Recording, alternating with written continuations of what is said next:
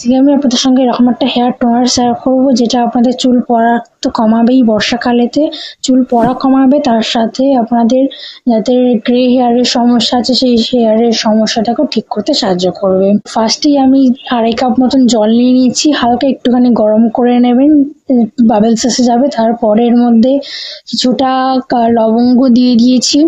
লবঙ্গ দেওয়ার পরে কিছুক্ষণ ফুটিয়ে দেখবেন কালারটা একটু চেঞ্জ হয়ে এসছে। তারপরে 1 চামচ মতন কালো জিরে দিয়ে দিচ্ছি। কালো জিরে আমাদের গ্রে হেয়ার যে প্রবলেমটা সেটাকে ঠিক করতে সাহায্য করে, এর সাথে আমাদের হেয়ার গ্রোথেও সাহায্য করে। দুটো জিনিসই, কালো জিরে এবং লবঙ্গ, ভালোভাবে হেয়ার গ্রোথ করবে দুটোই। এর সাথে 6-7 খানা মতন জবা ফুল, শুকনো জবা ফুল দিয়ে নেব। শুকনো জবা ফুল আমাদের দরকার লাগবে এতে। শুকনো জবা ফুল আপনাদের কাছে যদি না থাকে তাহলে আপনার ফুলের যে ডাস্ট পাওয়া যায় সেটাও আপনারা এখানে ইউজ করতে পারেন। আমার কাছে যেহেতু অ্যাভেলেবেল ছিল তাই আমি শুকনো জবা ফুল আমি দিয়ে নিয়েছি।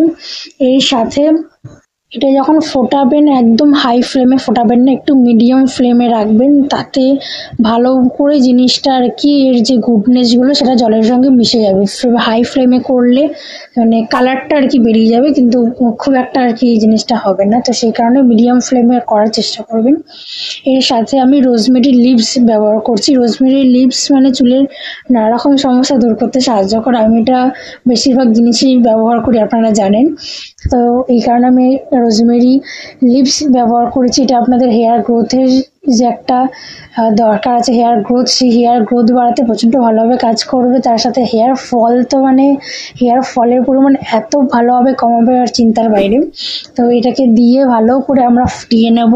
এটাকে দিয়ে আমি 10 মিনিট মতন এটাকে ফোটাবো, মিডিয়াম ফ্লেমেই ফোটাবো। 10 মিনিট পর ঠান্ডা করে আমি ছেঁকে নেব। দিয়ে এটাকে আপনারা স্প্রে বোতলে ট্রান্সফার করে নেবেন। আর এটা আপনারা